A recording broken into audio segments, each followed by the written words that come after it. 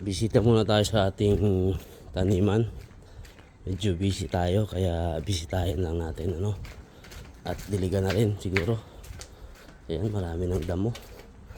Pero marami na rin mga bulaklak oh. Namumulaklak ng ating mga kamatis. Ayan. At malalapad na rin ang dahon ng ano, lettuce. Yan oh, yung mga lettuce natin oh, pwede na. Pwede na itong isang gyup. Ano? Yan. Akit tayo sa taas. Tingnan natin yung mga dyan, tanim. So yun, ito.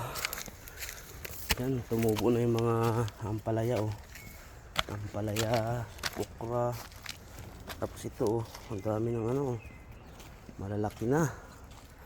Malalaki na. O yan oh. Gumagapang na sila.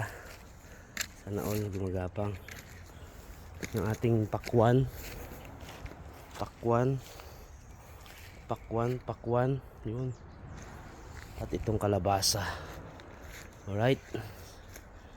So, tayo ngayon. Thank you.